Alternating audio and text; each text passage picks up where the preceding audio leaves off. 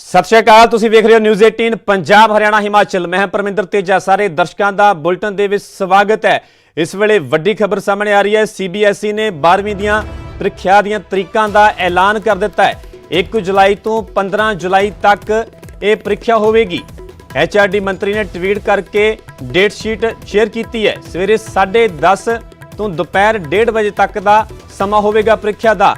उत्थे जेकर date sheet की गल की जाए तो 1 जुलाई को होम साइंस का पेपर होगा, 2 जुलाई को हिंदी इलैक्टिव ते हिंदी कोर की प्रीखिया होगी, 7 जुलाई को कंप्यूटर साइंस, 9 जुलाई को बिजनेस स्टडीज़, 10 जुलाई को बायोटैक्नोलॉजी, 11 जुलाई को जियोग्राफी, 13 जुलाई को सोशियोलॉजी। इस तो इलावा नॉर्थ ईस्ट दिल्ली की रीशड्यूल कीतियां प्रीखियावां दीयां तरीकां का भी ऐलान हो गया है। 3 जुलाई को फिजिक्स, 4 जुलाई को अकाउंटेंसी, 6 जुलाई को कैमिस्ट्री, 8 जुलाई को इंग्लिश इलैक्टिव N, इलैक्टिव C। इस तो इलावा इंग्लिश कोर 14 जुलाई को पोलिटिकल साइंस का पेपर होगा, 15 जुलाई को गणित, इकनॉमिक्स, हिस्टरी, बायोलॉजी। सो CBSE वालों तरीकों का ऐलान कर दिता गया है। जिहड़ा कि इंतजार किया जा रहा सीगा, डेट शीट जारी कर दी गई है।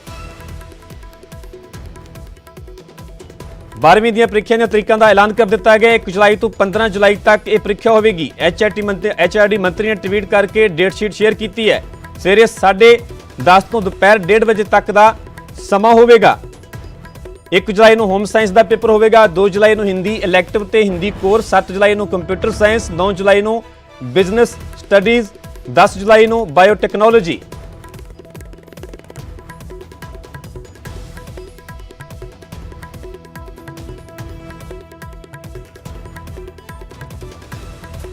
सो कंप्यूटर साइंस का पेपर 7 जुलाई को होगा, बिजनेस स्टडीज़ 10 जुलाई को, बायोटैक्नोलॉजी 10 जुलाई को। CBSE वालों 12वीं की डेट शीट जारी कर दी गई है।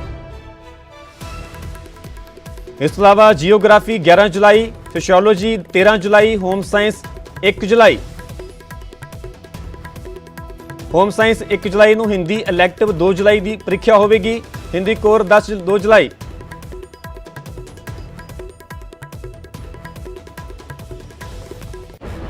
तो इस खबर से ज्यादा जानकारी मेरे सहयोगी पंकज कपाही जुड़ चुके हैं। जी पंकज कपाही, जिवें कि विद्यार्थियों वालों इंतजार किया जा रहा सीगा, आखिरकार CBSE वालों प्रीखिया दी तरीकों का ऐलान कर दिता गया। बिल्कुल परमिंदर, क्योंकि 8वीं और 10वीं दी परीक्षावां तो नहीं होणगियां। ये फैसला जिहड़ा वै बकायदा तौर पर पंजाब सरकार ने लै लिता सीगा, लेकिन क्योंकि 12वीं दियां कुछ परीक्षावां हो चुकियां सीगियां और कुछ परीक्षावां बाकी बचियां सीगियां, उस मुतलक हुण डेट शीट जिहड़ी है वो केंद्र वालों जारी की गई है। केंद्रीय HRD मिनिस्टर ने यह बकायदा तौर पर ट्विटर के जरिए डेट शीट जारी की है और उस 1 जुलाई तो परीक्षावां जड़ियां ने शुरू होणगियां और 11 तारीख तक परीक्षावां जड़ियां ने वो होणगियां। और जिहड़े बच्चे लगातार इंतजार कर रहे थे, लगातार उम्मीद थी कि कदों परीक्षावां होणगियां, वो अज उन्हां दे इंतजार की घड़ी खत्म हुई है और 1 तरीक नूं बकायदा तौर पर जिहड़ी है डेट शीट जारी होगी और 11 तरीक तक जिहड़े बच्चों के एग्जाम जिहड़े ने वो चलणगे। हालांकि सोशल डिस्टेंस का ख्याल सूबा सरकारां नूं रखण लई कहा गया है, क्योंकि एक सूबा सरकारां दे लई वड्डा चैलेंज रहण वाला है कोरोना महामारी के मद्देनज़र बच्चों दी परीक्षावां लई किवें सोशल डिस्टेंस का ख्याल रखा जाएगा, किवें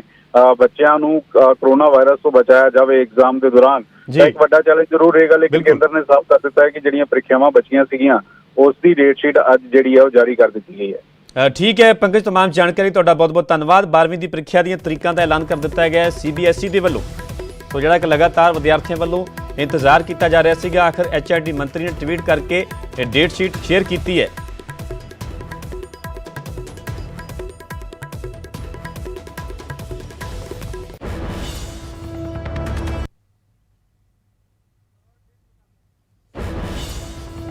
तुहानूं फिर दस दईए 12वीं की डेट शीट बारे विस्तार के नाल तुहानूं जानकारी दे दिंदे हां। होम साइंस का पेपर 1 जुलाई को होगा, हिंदी इलैक्टिव 2 जुलाई को, हिंदी कोर 2 जुलाई को परीक्षा होगी।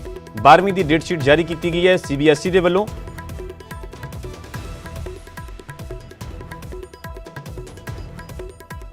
उत्थे जेकर बाकी विषयों की गल की जाए तो कंप्यूटर साइंस 7 जुलाई, बिजनेस स्टडीज़ 9 जुलाई, बायोटैक्नोलॉजी 10 जुलाई को पेपर होगा। इस तो इलावा जियोग्राफी 11 जुलाई, सोशियोलॉजी 13 जुलाई, होम साइंस ਦੀ ਪ੍ਰੀਖਿਆ 1 ਜੁਲਾਈ ਨੂੰ ਹੋਵੇਗੀ।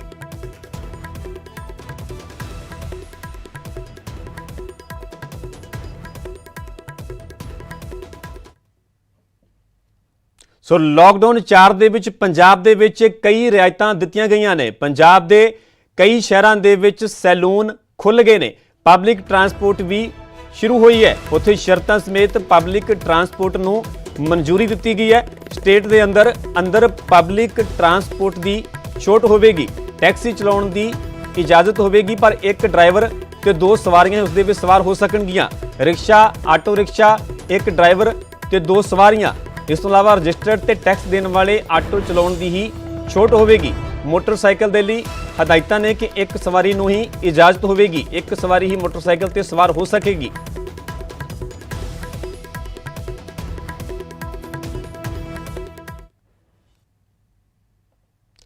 ਸੋ ਕਰਦੇ ਹਾਂ ਅਗਲੀ ਖਬਰ ਦਾ। ਫਾਜ਼ਿਲਕਾ ਦੇ ਵਿੱਚ ਸੈਲੂਨ ਤੇ ਬਿਊਟੀ ਪਾਰਲਰ ਖੁੱਲ੍ਹ ਗਏ ਨੇ ਤੇ ਸਰਕਾਰ ਦੀਆਂ ਹਦਾਇਤਾਂ ਦਾ ਖਾਸ ਧਿਆਨ ਵੀ ਰੱਖਿਆ ਜਾ ਰਿਹਾ ਹੈ। ਦੇਸ਼ ਭਰ ਵਿੱਚ ਕਰੋਨਾ ਵਾਇਰਸ ਨੂੰ ਲੈ ਕੇ ਸਾਰੇ ਦੇਸ਼ ਵਿੱਚ ਲੋਕਡਾਊਨ ਹੋ ਗਿਆ ਸੀ ਔਰ ਕਰਫਿਊ ਲੱਗ ਗਿਆ ਸੀ। ਸਭ ਜਿੱਥੇ ਸੀ ਉੱਥੇ ਥੰਮ ਕੇ ਰਹਿ ਗਿਆ ਸੀ, ਕਿਉਂਕਿ ਇੱਕ ਵਾਇਰਸ ਨੇ ਸਾਰੇ ਦੇਸ਼ ਨੂੰ ਹਿਲਾ ਕੇ ਰੱਖ ਦਿੱਤਾ ਹੈ, ਜਿਹਦੇ ਕਾਰਨ ਕਾਰੋਬਾਰ ਠੱਪ ਹੋ ਗਏ ਸੀ। ਵਿਸ਼ੇਸ਼ ਕਰ ਸੈਲੂਨ ਬਿਲਕੁਲ ਬੰਦ ਹੋ ਗਏ ਸੀ। ਲੇਕਿਨ ਫਾਜ਼ਿਲਕਾ ਜ਼ਿਲ੍ਹਾ ਗ੍ਰੀਨ ਜ਼ੋਨ ਆਉਣ ਦੇ ਕਾਰਨ ਅੱਜ ਜਿਹੜਾ ਹੈ ਇਹ ਸੈਲੂਨ ਦੇ ਖੋਲ੍ਹਣ ਨੂੰ ਇਜਾਜ਼ਤ ਦਿੱਤੀ ਗਈ ਹੈ ਔਰ ਨਿਯਮਾਂ ਨੂੰ ਧਿਆਨ 'ਚ ਰੱਖ ਕੇ। ਆਓ ਤੁਹਾਨੂੰ ਦਿਖਾਉਂਦੇ ਹਾਂ ਤਸਵੀਰਾਂ ਵਿੱਚ ਕਿਸ ਤਰ੍ਹਾਂ ਦਾ ਇhtiyਾਤ ਰੱਖ ਕੇ ਸੈਲੂਨ ਖੋਲ੍ਹਿਆ ਗਿਆ, ਕਿਸ ਤਰ੍ਹਾਂ ਕਸਟਮਰ ਨੂੰ, ਜਿਸ ਤਰ੍ਹਾਂ ਇੱਥੇ ਫੀਮੇਲ ਕਸਟਮਰ ਆ, ਕਿਸ ਤਰ੍ਹਾਂ ਉਹਨੂੰ ਸੈਨੀਟਾਈਜ਼ਰ ਕੀਤਾ ਜਾ ਰਿਹਾ ਹੈ। ਤੁਸੀਂ ਦੇਖ ਸਕਦੇ ਹੋ ਤਸਵੀਰਾਂ ਰਾਹੀਂ ਵੀ ਕਿਸ ਤਰ੍ਹਾਂ ਇhtiyਾਤ ਰੱਖ ਕੇ ਇਹ ਕੰਮ ਕੀਤਾ ਜਾ ਰਿਹਾ, ਤਾਂ ਵੀ ਕਿਸੇ ਵੀ ਕਿਸਮ ਦਾ ਕੋਈ ਕਰੋਨਾ ਵਾਇਰਸ ਨਾ ਫੈਲ ਸਕੇ, ਕਿਉਂਕਿ ਬਚਾਅ ਵਿੱਚ ਹੀ ਬਚਾਅ ਹੈ। ਕਿਸ ਤਰ੍ਹਾਂ ਦਾ ਨਿਯਮ ਰੱਖੇ ਜਾ ਰਹੇ ਨੇ ਔਰ ਇਸੇ ਤਰ੍ਹਾਂ ਦਾ ਜੇ ਬਚਾਅ ਹਰ ਇੱਕ ਇਨਸਾਨ ਰੱਖੇ ਤਾਂ ਉਹ ਨੈਚੁਰਲੀ ਗੱਲ ਹੈ ਕਿ ਅਸੀਂ ਜਿਹੜਾ ਕਿ ਕਰੋਨਾ ਵਾਇਰਸ ਨੂੰ ਦੇਸ਼ 'ਚੋਂ ਭਜਾ ਸਕਦੇ ਹਾਂ। ਸਿਰਫ ਇਹਦੇ ਵਿੱਚ ਇhtiyਾਤ ਰੱਖਣ ਦੀ ਜ਼ਰੂਰਤ ਹੈ। ਸੋਸ਼ਲ ਡਿਸਟੈਂਸ ਬਣਾਉਣ ਦੀ ਲੋੜ ਹੈ। ਮਾਸਕ ਲਗਾ ਕੇ ਜ਼ਰੂਰਤ ਹੈ। ਮਾਸਕ ਲਗਾਉਣਾ ਜਿਹੜਾ ਹੈ ਕਿ ਬਹੁਤ ਜ਼ਰੂਰੀ ਹੈ, ਕਿਉਂਕਿ ਇਹਦਾ ਕੋਈ ਅਜੇ ਤੱਕ ਸਾਡੇ ਕੋਲ ਵੈਕਸੀਨ ਨਹੀਂ ਬਣੀ ਔਰ ਇਹਦੇ ਕੋਲ ਪਰਹੇਜ਼ ਹੀ ਜ਼ਰੂਰੀ ਹੈ। ਆਓ ਜਾਣਦੇ ਹਾਂ ਜਿਹੜੇ ਕਿ ਇੱਥੇ ਇੱਕ ਮਹਿਲਾ ਜਿਹੜੇ ਇੱਥੇ ਕਿ ਆਪਣੇ ਕੰਮ ਕਰਨ ਸੈਲੂਨ 'ਚ ਆਏ ਨੇ, ਉਹ ਕੀ ਕਹਿਣਾ ਚਾਹੁੰਦੇ ਹਨ ਵੀ ਤੁਸੀਂ ਇੱਥੇ ਆਏ ਹੋ, ਕੀ ਕਰਾਉਣ ਆਏ ਹੋ ਔਰ ਕਿਸ ਤਰ੍ਹਾਂ ਦਾ ਤੁਸੀਂ ਦੇਖਿਓ ਵੀ ਇੱਥੇ ਸਾਫ਼ ਸਫਾਈ ਨਿਯਮ ਕਿਸ ਤਰ੍ਹਾਂ ਦੇ ਰੱਖੇ ਜਾ ਰਹੇ ਹਨ। ਹਾਂਜੀ, ਅਸੀਂ ਇੱਥੇ ਵਾਲ ਕਲਰ ਕਰਵਾਉਣ ਆਏ ਹਾਂ। ਪਹਿਲਾਂ ਇਹਨਾਂ ਨੇ ਸੈਨੀਟਾਈਜ਼ਰ ਦੀ ਪਾਲਣਾ ਕਰੀ ਹੈ। ਸੈਲੂਨ ਵਿੱਚ ਪੂਰੀ ਸਾਫ਼ ਸਫਾਈ ਹੈ, ਪੂਰੀ ਸੇਫਟੀ ਨਾਲ ਕੰਮ ਕਰ ਰਹੇ ਆ। ਅੱਜ ਸੈਲੂਨ ਨੇ ਆਪਣੇ ਸਰਕਾਰ ਦੇ ਨਿਯਮਾਂ ਦੇ ਹਿਸਾਬ ਤੇ ਖੁੱਲ੍ਹਿਆ ਜੀ। ਅਸੀਂ ਸਾਰਾ ਸੈਨੀਟਾਈਜ਼ਰ ਸੁਬਾਹ ਸੈਲੂਨ ਕੀਤਾ। ਉਸ ਤੋਂ ਬਾਅਦ ਕਸਟਮਰ ਜਿਵੇਂ ਅੰਦਰ ਐਂਟਰੀ ਕਰਦਾ ਉਸ ਤੋਂ ਬਾਅਦ ਉਹਨਾਂ ਨੂੰ ਸੈਨੀਟਾਈਜ਼ਰ ਕਰਦੇ ਹਾਂ, ਚੇਅਰ ਸੈਨੀਟਾਈਜ਼ਰ ਕਰਦੇ ਹਾਂ, ਸਾਰੇ ਔਜ਼ਾਰ ਸੈਨੀਟਾਈਜ਼ਰ ਕਰਦੇ ਹਾਂ। ਪੰਜਾਬ ਹੈ ਜੀ। ਕੈਮਰਾਮੈਨ ਗੋਲਡੀ ਦੇ ਨਾਲ ਸੁਰਿੰਦਰ ਗੋਇਲ, ਨਿਊਜ਼ 18 ਪੰਜਾਬ। ਸਿਰਫ ਪੰਜਾਬ ਹੀ ਨਹੀਂ, ਹਰਿਆਣਾ ਦੇ ਵਿੱਚ ਵੀ ਸੈਲੂਨ ਖੋਲ੍ਹ ਦਿੱਤੇ ਗਏ ਨੇ ਤੇ ਇਹਨਾਂ ਸੈਲੂਨਾਂ ਦੇ ਵਿੱਚ ਪੂਰੀ ਸਾਵਧਾਨੀ ਵਰਤੀ ਜਾ ਰਹੀ ਹੈ। ਸੋਸ਼ਲ ਡਿਸਟੈਂਸਿੰਗ ਦਾ ਖਾਸ ਤੌਰ ਤੇ ख्याल रखा जा रहा है। लॉकडाउन की वजह से सभी स्पा पार्लर और सैलून जो है उनको बंद रखा गया था, लेकिन अब धीरे धीरे करके सैलून्स भी खुलने लगे हैं। इस वक्त हम गुरुग्राम के सेक्टर 15 में हैं, जहां पर कि ये सैलून जो है इसे खोला गया है, लेकिन खोलने से पहले काफ़ी चीज़ें ऐसी हैं जिनको एहतियात के तौर पर देखा गया है, परखा जा रहा है कि कोई भी अगर आता है तो सबसे पहले उसे यहाँ पर सैनिटाइज से जो है अपने हाथ साफ करने होंगे और उसके बाद ही वो जो भी यहाँ आएगा वो अंदर आ सकता है। और इसके साथ साथ अगर हम बात करें तो यहाँ पर सबसे पहले टेम्परेचर जो है उसको चेक किया जाता है और उसके बाद ही किसी को आगे आने की अनुमति है। दूसरी बात यहाँ पर यह है कि सबसे पहले जो भी आएगा उसे अपॉइंटमेंट लेना होगा और उसके बाद वो इस सैलून में आ सकता है, जो भी उसे करवाना है वो करवा सकता है। सबसे बड़ी बात यह है कि इन जो भी चेयर्स यहाँ पर रखी गई हैं उनको भी सैनिटाइज जो है किया जाता है साथ साथ, ताकि कोई भी अगर आए तो एक दूसरे के संपर्क में कम से कम ना आए, और ये ख्याल खास तौर से रखा जा रहा है। और जो भी लोग यहाँ पर पहुँचते हैं उनको पहले इसी तरह से ना सिर्फ हाथ साफ करने के लिए बोला जाता है बल्कि चेयर्स को सैनिटाइज किया जाता है और उसके बाद ही वो आगे की जो कार्रवाई है वो आगे बढ़ती है। जो भी कारीगर यहाँ पर मौजूद होता है वो बाकायदा पीपी किट में मौजूद होता है, ताकि किसी भी तरह से कोई भी लापरवाही ना बरती जाए, खास तौर से क्योंकि कोरोना वायरस को लेकर सीधे से तौर पर यही कहा जाता है कि वो एक इंसान से दूसरे इंसान में जा सकता है छूने से, तो उसको लेकर के सावधानी बरतना बेहद ज़रूरी है। और इसीलिए जो भी यहाँ पर काम करते हैं वो एक खास पीपी किट में मौजूद रहते हैं। इसके साथ साथ जो भी यहाँ कटिंग करवाने आता है या फिर सैलून में कोई भी सर्विस यहाँ लेने आता है तो उसके ऊपर जो भी कपड़ा या टॉवल जो इस्तेमाल होता है उसको लेकर के भी एक खास किट इन लोगों ने मंगवाई है, जो कि एक तरह से एक ग्राहक के ऊपर वो एक बार ही इस्तेमाल होती है और उसके बाद उसे इस्तेमाल नहीं करने दिया जाता है, ताकि एक दूसरे से संपर्क में आने की कोई गुंजाइश ही ना रहे। जब हम ओपन करते हैं तो जब क्लोज करते हैं तो पूरे सैलून को सैनिटाइज कर रहे हैं। कस्टमर को ध्यान में रखते हुए सर हमने डिस्पोजेबल टॉवल और डिस्पोजेबल कटिंग शीट यूज़ कर रहे हैं। नहीं, क्योंकि बहुत ही ना रिलायबल सैलून है और कोई भी सर्विस आप लो डिस्पोजेबल किट्स यूज़ हो रही हैं, वो आपको सैनिटाइज कर रहे हैं, आपका टेम्परेचर चेक कर रहे हैं, खाली मेरा ही नहीं चेक हो रहा तो किसी का भी चेक हो रहा है। तो मुझे बहुत कैमरामैन अशोक के साथ धर्मवीर शर्मा, न्यूज़ 18 ਗੁਰੂਗ੍ਰਾਮ। रुख करते हैं अगली वड्डी खबर का। चीन छड्डण वाली इंडस्ट्री नूं पंजाब दे विच लियाउण दी तैयारी शुरू कर दी गई है। चीन के कारोबारियों के नाल इस नूं लैके संपर्क साधिया जा रहा है। सनत मंत्री सुंदर श्याम अरोड़ा का वड्डा बयान है। उन्होंने वालों वड्डा बयान दिता गया कि पंजाब दे विच 4 इंडस्ट्री पार्क लगाए जाणगे, जिहड़े कि लुधियाना, मोहाली, राजपुरा ते बठिंडा दे विच बनणगे। ये पार्क लुधियाना, मोहाली, राजपुरा ते बठिंडा दे विच बनाए जाणगे। उत्थे जिहड़ियां कंपनियां चीन छड्डण वाली इंडस्ट्री जिहड़ी है उन्होंने पंजाब दे विच लियाउण दी तैयारी शुरू कर दी गई है। ये बयान सुंदर श्याम अरोड़ा दे वल्लों दिता गया है। चीन के कारोबारियों के नाल इस नूं लैके संपर्क भी साधिया जा रहा है। उत्थे सुंदर श्याम अरोड़ा ने वड्डा बयान दिता है कि पंजाब दे विच 4 इंडस्ट्री पार्क लगाए जाणगे। लुधियाना, मोहाली, राजपुरा ते बठिंडा दे विच ये पार्क बनणगे। ਪੰਜਾਬ ਦੇ ਇੰਡਸਟਰੀ ਮਿਨਿਸਟਰ ਨੇ ਸੁੰਦਰ ਸ਼ਾਮ ਅਰੋੜਾ ਜੀ। ਅਰੋੜਾ ਸਾਹਿਬ, ਇੱਕ ਤੁਹਾਡੀ ਮੀਟਿੰਗ ਵੀ ਹੋਈ ਹੈ ਅੱਜ, ਤਾਂ ਕਿਸ ਤਰ੍ਹਾਂ ਦੀਆਂ ਜਿਹੜੀਆਂ ਨਵੀਆਂ ਕੋਸ਼ਿਸ਼ਾਂ ਕੀਤੀਆਂ ਜਾ ਰਹੀਆਂ ਨੇ ਕਿ ਕਿਵੇਂ ਪੰਜਾਬ ਨੂੰ ਫਿਰ ਤੋਂ ਪੈਰਾਂ ਭਾਰ ਕਰਨਾ ਹੈ? ਦੇਖੋ ਸਰ, ਅਸੀਂ ਉਮੀਦ ਕਰਦੇ ਹਾਂ ਕਿ ਜਿਸ ਤਰ੍ਹਾਂ ਚਾਈਨਾ ਦੇ ਅੰਦਰ ਇੱਕ ਸਾਰੇ ਵਰਲਡ ਦੇ ਵਿੱਚ ਇੱਕ ਰਿਊਮਰ ਹੈ, ਇੱਕ ਗੱਲ ਉੱਠ ਰਹੀ ਹੈ ਕਿ ਚਾਈਨਾ ਤੋਂ ਜਿਹੜੀ ਇੰਡਸਟਰੀ ਹੈ ਹੁਣ ਪਲਾਨ ਕਰੇਗੀ, ਹਿੰਦੁਸਤਾਨ 'ਚ ਆਏਗੀ। ਇਹ ਬਹੁਤ ਉਮੀਦ ਕਰ ਰਹੇ। ਉਹਦੇ ਵਿੱਚ ਪੰਜਾਬ ਇੱਕ ਅਸੀਂ ਇੰਡਸਟਰੀ, ਮਾਨਯੋਗ ਮੁੱਖ ਮੰਤਰੀ, ਅਸੀਂ ਬੜੀ ਉਮੀਦ ਨਾਲ ਦੇਖ ਰਹੇ ਹਾਂ ਕਿ ਪੰਜਾਬ ਦੇ ਵਿੱਚ ਇੰਡਸਟਰੀ ਆਏਗੀ। ਉਹਦੇ ਲਈ ਅੱਜ ਇੱਕ ਮੀਟਿੰਗ ਰੱਖੀ ਸੀ, ਜਿਹੜੀ ਕਿ ਸਬ ਕਮੇਟੀ ਮਾਨਯੋਗ ਮੁੱਖ ਮੰਤਰੀ ਨੇ ਬਣਾਈ ਸੀ। ਉਹਦੇ ਵਿੱਚ ਅਸੀਂ ਜਿਹੜੀਆਂ 4 ਬੜੀਆਂ ਪਾਰਕਾਂ, ਇੰਡਸਟਰੀਅਲ ਪਾਰਕਾਂ ਨੇ, ਜਿਹਦੇ ਵਿੱਚ ਰਾਜਪੁਰਾ ਦੀ ਹੈ, ਮੱਤੇਵਾੜਾ ਦੀ ਹੈ ਔਰ ਆਪਣਾ ਇੱਥੇ ਵਜ਼ੀਰਾਬਾਦ, ਮੰਡੀ ਗੋਬਿੰਦਗੜ੍ਹ ਦੇ ਨਾਲ ਹੈ।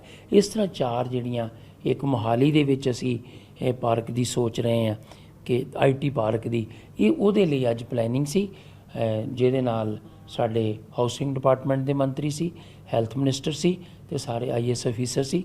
ਜਿਹੜੀ ਅਸੀਂ ਮੀਟਿੰਗ ਕੀਤੀ ਹੈ ਇਹਦੇ ਵਿੱਚ ਕਾਫੀ ਕੁਝ ਫਾਈਨਲ ਹੋਇਆ। ਆਉਣ ਵਾਲੇ ਦਿਨਾਂ ਦੇ ਅੰਦਰ ਅਸੀਂ ਤਿਆਰੀ ਕਰ ਰਹੇ ਹਾਂ ਕਿ ਸਾਡੇ ਕੋਲ ਲੈਂਡ ਹੋਣੀ ਚਾਹੀਦੀ ਹੈ ਕਿ ਜਦੋਂ ਇੰਡਸਟਰੀ ਨੇ ਆਉਣਾ ਉਹਨੇ ਲੈਂਡ ਦੀ ਡਿਮਾਂਡ ਕਰਨੀ। ਯਾਨੀ ਚੀਨ ਦੇ ਹਾਲਾਤਾਂ ਤੋਂ ਕਿਤੇ ਨਾ ਕਿਤੇ ਕਹਿ ਸਕਦੇ ਕਿ ਅਸੀਂ ਆਸਵੰਦ ਹਾਂ ਕਿ ਉੱਥੇ ਅਗਰ ਇੰਡਸਟਰੀ ਉੱਠਦੀ ਹੈ ਤਾਂ ਕਿਤੇ ਹੋਰ ਜਾਣ ਦੀ ਬਜਾਏ ਸਿੱਧੀ ਪੰਜਾਬ ਦੇ ਵਿੱਚ ਆਵੇ। ਪੰਜਾਬ 'ਚ ਹੈ, ਬਿਲਕੁਲ ਪੰਜਾਬ 'ਚ ਹੈ। ਇੰਡਸਟਰੀ ਡਿਪਾਰਟਮੈਂਟ ਬਿਲਕੁਲ ਤਿਆਰ ਹੈ। ਸਾਡੇ ਕੋਲ ਜਗ੍ਹਾ ਹੈ, ਸਾਡੇ ਕੋਲ ਜ਼ਮੀਨ ਹੈ। ਜਦੋਂ ਵੀ ਕੋਈ ਨਵੀਂ ਇੰਡਸਟਰੀ ਆਉਂਦੀ ਹੈ ਉਹ ਜ਼ਮੀਨ ਦੀ ਮੰਗ ਕਰਦੀ ਹੈ। ਜ਼ਮੀਨ ਸਾਡੇ ਕੋਲ ਹੈ।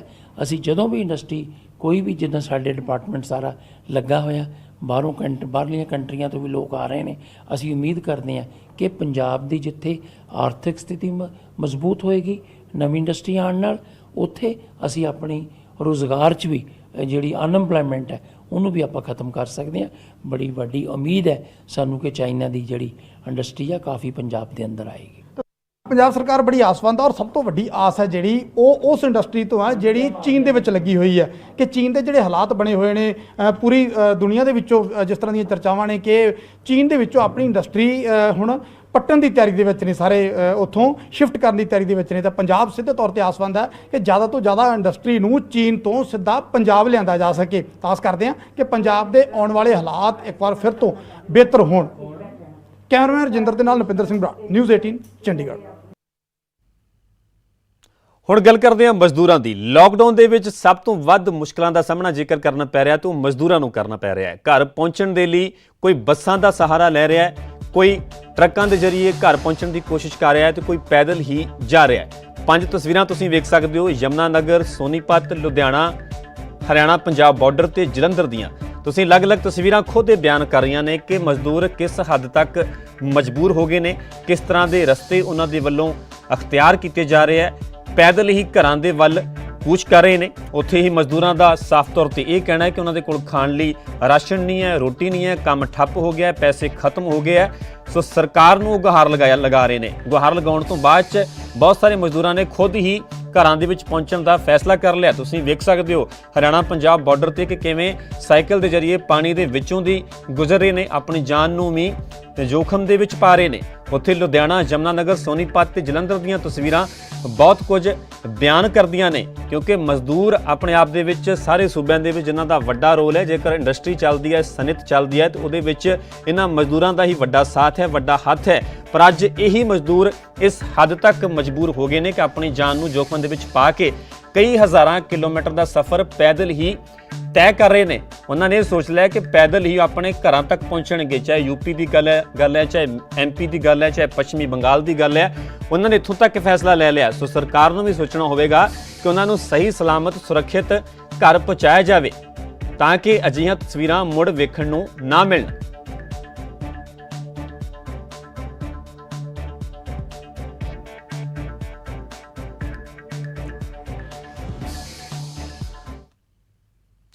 दिन होवे ਜਾਂ रात, मजदूरां ਨੂੰ ਇਸ ਦੀ ਕੋਈ ਵੀ ਸੁੱਧ ਨਹੀਂ ਹੈ। ਬਸ ਉਹ ਕਿਸੇ ਤਰ੍ਹਾਂ ਆਪਣੇ ਘਰ ਪਹੁੰਚਣਾ ਚਾਹੁੰਦੇ ਨੇ ਤੇ ਰਾਤ ਵੇਲੇ ਵੀ ਉਹਨਾਂ ਦਾ ਸਫ਼ਰ ਜਾਰੀ ਹੈ।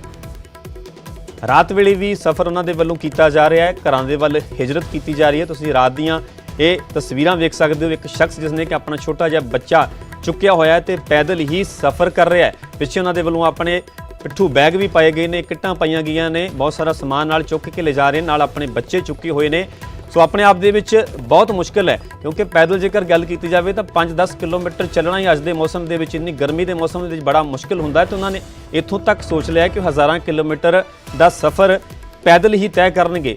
ਸੋ ਇਹ ਤਸਵੀਰਾਂ ਵੇਖ ਸਕਦੇ ਹੋ ਕਿ ਇੰਤਜ਼ਾਰ ਕਰ ਰਹੇ ਆ, ਪਹਿਲਾਂ ਬੈਠੇ ਹੋਏ ਨੇ। ਇਸ ਤੋਂ ਬਾਅਦ 'ਚ ਵੱਖ-ਵੱਖ ਮਜ਼ਦੂਰਾਂ ਦੇ ਵੱਲੋਂ ਵੱਖ-ਵੱਖ ਸੜਕਾਂ ਦੇ ਜ਼ਰੀਏ, ਹਾਈਵੇ ਦੇ ਜ਼ਰੀਏ ਆਪਣੇ ਸੂਬਿਆਂ ਵੱਲ ਕੂਚ ਕੀਤਾ ਜਾ ਰਿਹਾ ਹੈ। ਉਹਨਾਂ ਦਾ ਇਹ ਕਹਿਣਾ ਹੈ ਕਿ ਉਹਨਾਂ ਦੇ ਕੋਲ ਰਾਸ਼ਨ ਨਹੀਂ ਹੈ, ਖਾਣ ਨੂੰ ਰੋਟੀ ਨਹੀਂ ਹੈ, ਕੰਮ ਠੱਪ ਹੋ ਚੁੱਕਾ ਹੈ। ਇਸ ਕਰਕੇ ਉਹਨਾਂ ਨੇ ਇੱਥੋਂ ਤੱਕ ਸੋਚ ਲਿਆ ਕਿ ਪੈਦਲ ਹੀ ਆਪਣੇ ਘਰਾਂ ਤੱਕ ਪਹੁੰਚਣਗੇ।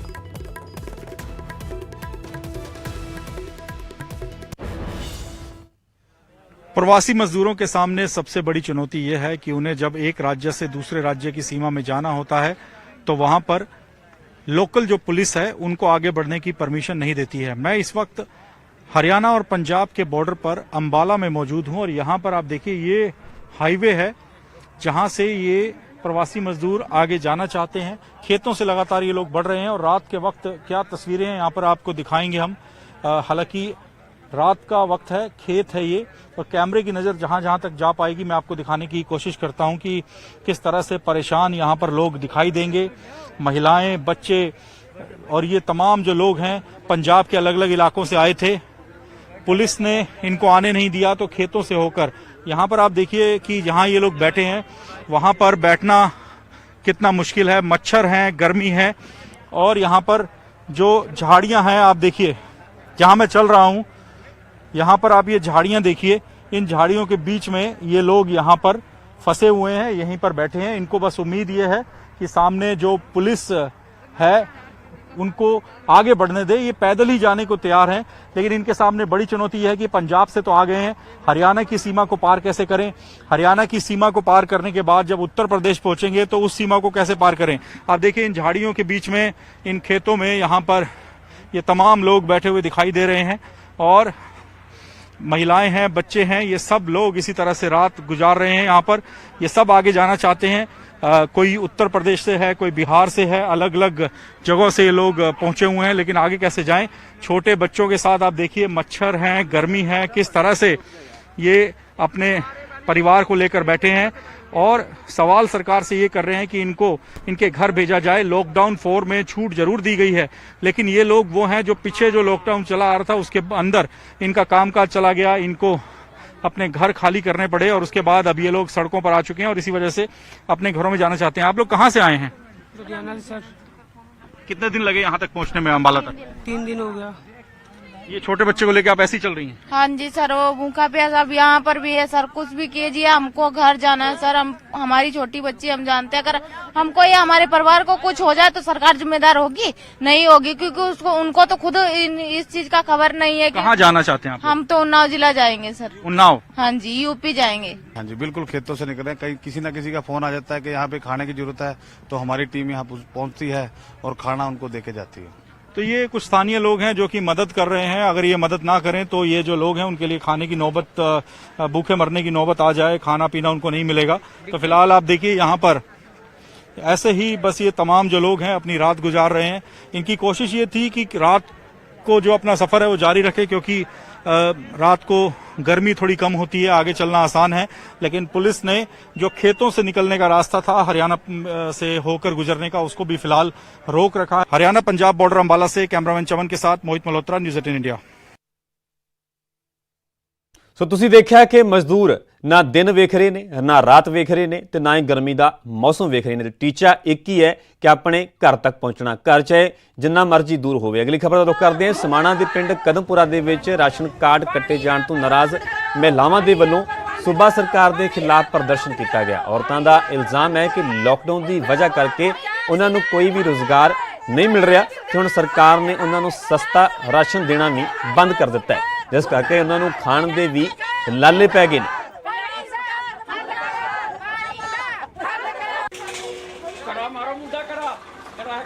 ਕਣਕ ਨਹੀਂ ਮਿਲੀ ਜੀ, ਸਾਡਾ ਰਾਸ਼ਨ ਕਾਰਡ ਵੀ ਰੱਦ ਕਰਤੇ ਜੀ, ਨਾ ਸਾਨੂੰ ਕੋਈ ਰਾਸ਼ਨ ਮਿਲਿਆ ਜੀ। ਸਾਨੂੰ ਕੁਝ ਨਹੀਂ ਮਿਲਿਆ ਜੀ, ਸਾਲ ਹੋ ਗਿਆ ਤੇ ਕਣਕ ਵੀ ਹੁਣ ਵੀ ਨਹੀਂ ਮਿਲੀ। ਕੁਝ ਲੋਕਾਂ ਨੂੰ ਮਿਲੀ ਹੈ ਤੇ ਸਾਨੂੰ ਉਹ ਵੀ ਨਹੀਂ ਮਿਲੀ ਤੇ ਰਾਸ਼ਨ ਵੀ ਨਹੀਂ ਮਿਲਿਆ ਹੈਗਾ ਸਾਨੂੰ। ਨੂੰ ਤਾਂ ਜੀ ਨਾ ਰਾਸ਼ਨ ਕਾਰਡ ਨਾ ਸਾਡੇ ਆਧਾਰ ਕਾਰਡ, ਸਾਡੇ ਕੁਝ ਵੀ ਨਹੀਂ ਹੈਗਾ ਜੀ। ਨਾ ਤੁਸੀਂ ਨਾ ਸਾਡੇ ਕੋਈ ਦਾਣੇ ਦਿੰਦਾ ਸਾਨੂੰ, ਨਾ ਕੋਈ ਆਟਾ ਦਿੰਦਾ ਸਾਨੂੰ।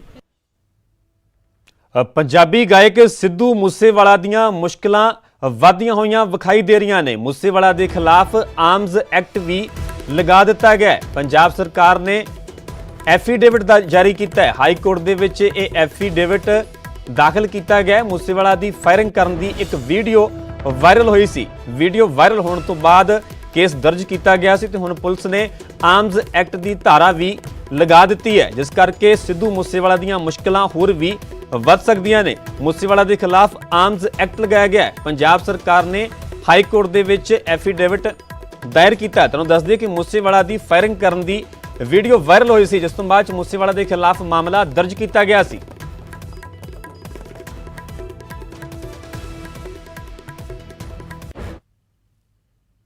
ਅਗਲੀ ਵੱਡੀ ਖਬਰ ਬਰਨਾਲਾ ਤੋਂ, ਜਿੱਥੇ ਦੇ ਪਿੰਡ ਗਹਿਲ ਦੇ ਵਿੱਚ ਦੋ ਗੁੱਟਾਂ 'ਚ ਖੂਨੀ ਝੜਪ ਹੋਈ ਹੈ। ਦੋਵੇਂ ਧਿਰਾਂ ਦੇ ਕਈ ਲੋਕ ਇਸ ਦੌਰਾਨ ਜ਼ਖਮੀ ਹੋਏ ਨੇ। 17 ਵਰ੍ਹਿਆਂ ਦੇ ਨੌਜਵਾਨ ਦੀ ਮੌਤ ਦੀ ਵੀ ਖਬਰ ਹੈ। ਪੁਰਾਣੀ ਰੰਜਿਸ਼ ਦਾ ਇਹ ਪੂਰਾ ਮਾਮਲਾ ਦੱਸਿਆ ਜਾ ਰਿਹਾ ਹੈ। ਪੁਰਾਣੀ ਰੰਜਿਸ਼ ਸੀ ਤੇ ਝਗੜਾ ਖੂਨੀ ਰੂਪ ਧਾਰਨ ਕਰ ਗਿਆ। ਇਸ ਦੌਰਾਨ 17 ਵਰ੍ਹਿਆਂ ਦੇ ਨੌਜਵਾਨ ਦੀ ਮੌਤ ਵੀ ਹੋਈ ਹੈ। ਖਬਰ ਬਰਨਾਲਾ ਦੇ ਪਿੰਡ ਗਹਿਲ ਦੀ ਦੱਸੀ ਜਾ ਰਹੀ ਹੈ, ਜੋ ਦੋ ਗੁੱਟਾਂ ਦੇ ਵਿੱਚ ਖੂਨੀ ਝੜਪ ਹੋਈ। ਦੋਵੇਂ ਧਿਰਾਂ ਦੇ ਕਈ ਲੋਕ ਇਸ ਦੌਰਾਨ ਜ਼ਖਮੀ ਹੋਏ। ਇਸ ਦੌਰਾਨ 17 ਵਰ੍ਹਿਆਂ ਦੇ ਨੌਜਵਾਨ ਦੀ ਮੌਤ ਦੀ ਵੀ ਖਬਰ ਹੈ। ਪੁਰਾਣੀ ਰੰਜਿਸ਼ ਦਾ ਇਹ ਪੂਰਾ ਮਾਮਲਾ ਦੱਸਿਆ ਜਾ ਰਿਹਾ ਹੈ।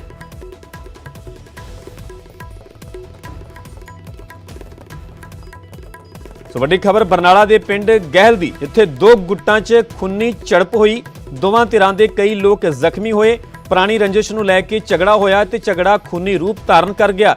ਇਸ ਦੌਰਾਨ 17 ਵਰ੍ਹਿਆਂ ਦੇ ਨੌਜਵਾਨ ਦੀ ਮੌਤ ਦੀ ਖਬਰ ਵੀ ਹੈ। ਪੂਰੀ ਘਟਨਾ ਬਰਨਾਲਾ ਦੇ ਪਿੰਡ ਗਹਿਲ ਦੀ ਦੱਸੀ ਜਾ ਰਹੀ ਹੈ, ਜਿੱਥੇ ਦੋ ਗੁੱਟਾਂ 'ਚ ਖੂਨੀ ਝੜਪ ਹੋਈ ਹੈ। ਦੋਵੇਂ ਧਿਰਾਂ ਦੇ ਕਈ ਲੋਕ ਜ਼ਖਮੀ ਹੋਏ ਨੇ। ਉੱਥੇ 17 ਵਰ੍ਹਿਆਂ ਦੇ ਨੌਜਵਾਨ ਦੀ ਮੌਤ ਹੋਈ ਹੈ। ਸੋ ਪੂਰੀ ਘਟਨਾ ਦੀ ਵਜ੍ਹਾ ਪੁਰਾਣੀ ਰੰਜਿਸ਼ ਦੱਸੀ ਜਾ ਰਹੀ ਹੈ।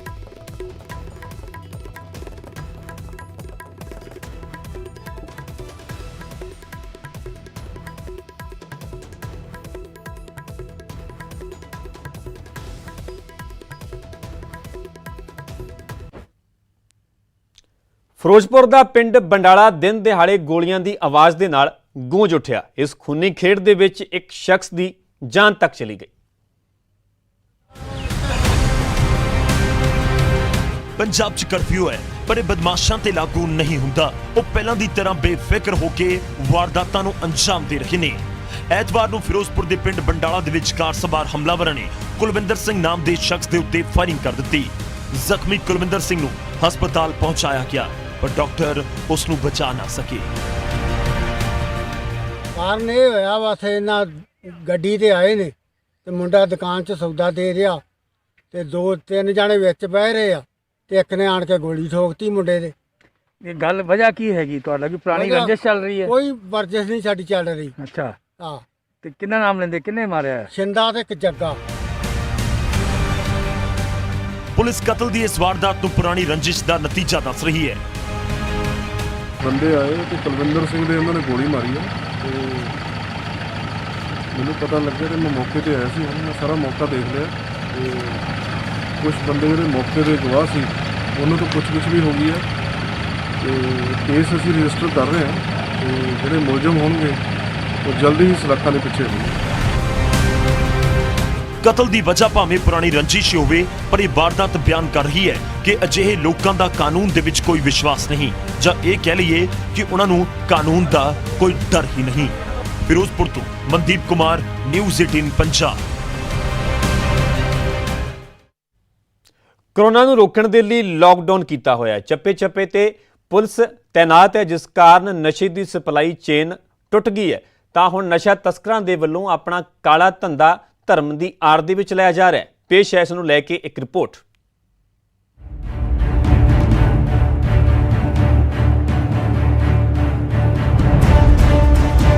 ਮੋਗਾ 'ਚ ਧਰਮ ਦੀ ਆੜ 'ਚ ਨਸ਼ੇ ਦਾ ਕਾਰੋਬਾਰ ਚਲਾਇਆ ਜਾ ਰਿਹਾ ਸੀ। ਰੱਬ ਦਾ ਨਾਮ ਲੈਣ ਦੇ ਬਹਾਨੇ ਲੋਕਾਂ ਨੂੰ ਨਸ਼ੇ ਦੇ ਦਲਦਲ 'ਚ ਧੱਕਿਆ ਜਾ ਰਿਹਾ ਸੀ। ਕੋਰੋਨਾ ਵਾਇਰਸ ਨੂੰ ਲੈ ਕੇ ਲੱਗੇ ਕਰਫਿਊ ਦੇ ਦੌਰਾਨ ਪੁਲਿਸ ਦੇ ਵੱਲੋਂ ਹਰ ਕਿਸੇ ਤੇ ਤਿੱਖੀ ਨਜ਼ਰ ਰੱਖੀ ਜਾ ਰਹੀ ਹੈ ਤੇ ਇਸ ਦਾ ਨਤੀਜਾ ਹੈ ਕਿ ਮੋਗਾ ਪੁਲਿਸ ਨੇ ਮੱਖੂ ਦੇ ਪਿੰਡ ਬਲ ਦੇ ਇੱਕ ਪ੍ਰਸਿੱਧ ਮੰਦਿਰ ਦੇ ਸੇਵਾਦਾਰ ਸੋਨੂ ਸ਼ਾਹ ਅਤੇ ਉਸ ਦੇ ਇੱਕ ਸਾਥੀ ਨੂੰ ਭਾਰੀ ਮਾਤਰਾ 'ਚ ਨਸ਼ੀਲੀ ਗੋਲੀਆਂ ਸਮੇਤ ਕਾਬੂ ਕਰ ਲਿਆ। ਤੁਹਾਨੂੰ ਦੱਸ ਦਈਏ ਕਿ ਕੋਈ ਆਮ ਬਾਬਾ ਨਹੀਂ ਹੈ। ਇਸ ਦੇ ਕਈ ਵੱਡੇ ਪੁਲਿਸ ਅਧਿਕਾਰੀਆਂ ਅਤੇ ਰਾਜਨੀਤਿਕ ਨੇਤਾਵਾਂ ਦੇ ਨਾਲ ਸੰਬੰਧ ਵੀ ਦੱਸੇ ਗਏ ਨੇ।